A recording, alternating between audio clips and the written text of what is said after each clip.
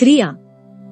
जिस विषय में आपको बुद्धि संपादित करनी है, उस विषय में केवल पढ़ना या सुनना ही पर्याप्त न होगा, वरन कार्य करना चाहिए। केवल धर्म रटने से कोई धर्मात्मा नहीं हो सकता, जब तक कि वह धर्म के कार्य न करे। तैरने के संबंध में भाषण सुनने से कोई तैराक नहीं बन सकता, जब तक कि वह पानी में न कूदे। इसी प्रकार अपने प्रिय विषय के संबंध में क्रियात्मक कार्यक्रम भी बनाना चाहिए। विद्या संबंधी कार्यों में लिखना और दस्तकारी संबंधी कार्यों में उस वस्तु को बनाना आवश्यक है। प्रारंभ में अच्छे, अपूर्ण और गलत कार्य होने पर भी चिंता न करनी चाहिए और निरंतर प्रयत्न करके गलतियों को सुधारते हुए आगे बढ़ना चाहिए। कार्य करने में गलतियां होती हैं, उन्हें देखना, समझना, कारण ढूंढना और उन्हें सुधारना चाहिए। इसमें न तो चिंतित होना चाहिए और न झुंझलाना चाहिए, क्योंकि यह तो सीखने का स्वाभाविक क्रम है। कोई बात जितनी अधिक हाथ के नीचे से निकलती है, उतनी ही उस विषय की योग्यता बढ़ती जाती है। इसलिए प्रिय विषय के संबंध में जानकारी प्राप्त करते रहने के साथ साथ उसे क्रिया रूप में भी अभ्यास करते रहना चाहिए। पूर्व ज्ञान आगे। एक समान शिक्षा का असर भिन्न भिन्न मनुष्यों पर भिन्न भिन्न प्रकार से होता है। विद्वान एक गंभीर विषय पर बहुत ही खोजपूर्ण भाषण देता है, किंतु उससे सब श्रोता एक समान लाभ नहीं उठाते। कोई तो उसको बहुत पसंद करता है और उस ज्ञान को पाकर कृत्य हो जाता है, पर कोई उसे निरर्थक बकवास समझकर ऊँघने लगता है। इसका कारण यह है कि कुछ लोगों की मनोभूमि तो इतनी तैयार हो चुकी थी कि पूर्व ज्ञान के साथ साथ भाषण के नवीन विषय का संबंध मिल गया, किंतु जिन्हें वे बातें पसंद नहीं आईं, वे उस संबंध में पूर्व जानकारी कुछ भी नहीं रखते थे। ज्ञान को बढ़ाने का क्रम है कि पूर्व अनुभव जितना भी हो उसी में सूत्र जोड़कर आगे का शिक्षण प्रारंभ किया जाए। चरखे पर सूत काटते समय चालू तागे में नई रुई लगाते जाते हैं। इस प्रकार क्रियात्मक पद्धति से सरलता पूर्वक बहुत सा सूत कटता रहता है।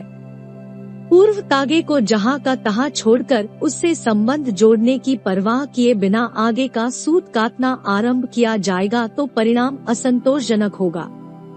बुद्धि को विकसित हुई देखने के इच्छुकों को जहाँ तहाँ से असंबद्ध ज्ञान उपार्जन करने का लोभ न करना चाहिए। बहुत विषयों की थोड़ी थोड़ी जानकारी की अपेक्षा थोड़े विषयों में अधिक जानकारी प्राप्त करना उत्तम है। किसी विषय का आरंभ करते समय उसका श्री गणेश अपने अब तक के अंतर्बोध से आगे करना चाहिए। आध्यात्मिक विज्ञान में अधिकारी भेद के अनुसार भिन्न भिन्न प्रकार के स्वाध्याय और भिन्न साधन निर्धारित किए गए हैं। एक मनुष्य का राम नाम जपना पर्याप्त है, तो दूसरे के लिए गायत्री पुरस्चरण भी कम है। छोटी कक्षाओं के बालकों के लिए फर्स्ट एड की शिक्षा उतनी ही महत्वपूर्ण है जितनी कॉलेज के विद्यार्थियों को शवच्छेदन करके शरीर रचना का ज्ञान प्राप्त करना। छोटे बालकों को मुर्दे चीरकर शरीर रचना समझाना जैसे मूर्खता है, वैसे ही एक डॉक्टर को फर्स्ट एड के नियम रटने के लिए बाध्य करना व्यर्थ है। मनुष्य जिस विषय में योग्यता बढ़ाना चाहता है, उसे स्वयं या दूसरों की मदद से अपने वर्तमान ज्ञान की सीमा मालूम करनी चाहिए और उससे आगे शिक्षा क्रम चलाना चाहिए। जिसे हिंदी का मामूली ज्ञान है, उसे रामायण पढ़नी चाहिए। यदि वह वेदों का अध्ययन करने बैठेगा तो निस्संदेह गलती करेगा और बेतरतीब कार्य करने का जो परिणाम होता है वह उसके सामने आवेगा। बहुत से मनुष्यों के लिए पोस्टमैन का कुछ महत्व नहीं है, किंतु जिन लोगों की चिट्ठियां नित्य आती है, वे प्रतीक्षा पूर्वक उसका इंतजार करते हैं और जब तक कुछ निर्णय नहीं हो जाता बेचैन रहते हैं। इसी प्रकार पूर्व संबंधित ज्ञान से आगे की बात जानने के लिए ही उत्सुकता पैदा होती है। आपके नगर में एक कत्ल का केस हो गया। उसके संबंध में एक व्यक्ति को कुछ नहीं मालूम है, तो उसके संबंध में जानने की भी कुछ उत्सुकता उसमें नहीं होगी, किंतु जिसने थोड़ा सुन लिया है वह आगे की बात जानना चाहेगा। इस कारण ज्ञान का आरंभ अंतर्बोध से संबंधित होकर ही होना संभव है। पिछली योग्यता के साथ आगे बढ़ेंगे तो उसका मार्ग सरल होगा। उछलकर ऊंचे पेड़ पर चढ़ने में प्रयास निष्फल हो जाने एवं हानि होने की आशंका रहती है। ज्ञान संचय, अनेक विचारों और जानकारियों का मस्तिष्क में भरना बुद्धि बढ़ाने का एक आवश्यक उपाय है। छोटे बालक को यदि गंदी, बासी या छूत के रोग वाली मिठाई दे दी जाए तो वह खा लेगा, चाहे उससे पीछे हानि ही क्यों न उठानी पड़े, किंतु बड़ा आदमी जिसे भोजन की विशुद्धता के संबंध में ज्ञान है, हानिकारक मिठाई को न खावेगा। गवारों को उनके हित की बात बताई जाए तो भी उन्हें उल्टी लगती है। कारण यह है कि जिसे जानकारी नहीं है वह उस संबंध में हिताहित को न समझ सकेगा, फिर ठीक निर्णय तो कर ही क्या सकता है।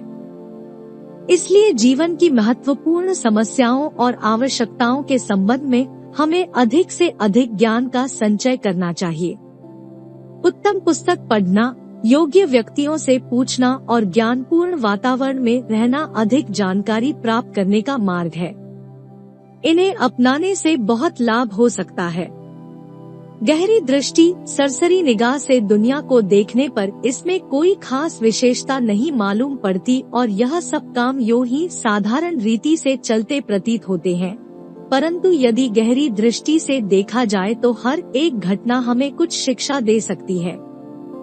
महर्षि दत्तात्रेय ने कुत्ते, बिल्ली, मक्खी, मकड़ी तथा चीलकों तक से शिक्षा ग्रहण की और उन्हें अपना गुरु बनाया। हल्की दृष्टि से सैकड़ों ज्ञानमय बातें सुनकर भी हम उनसे कुछ लाभ नहीं उठाते और अनसुनी कर कान से बाहर निकाल देते हैं। अतिसार के रोगी को बढ़िया हलवा भी कुछ लाभ नहीं पहुंचाता और ज्यों का त्यों मल मार्ग से निकल जाता है। किंतु जिसकी पाचन शक्ति ठीक है वह रूखी रोटी से भी खून बना लेगा। गहरी दृष्टि से सब बातों को देखना पाचन शक्ति ठीक रहने के समान है। इससे साधारण घटनाएं भी हमें बहुत शिक्षा दे सकती हैं।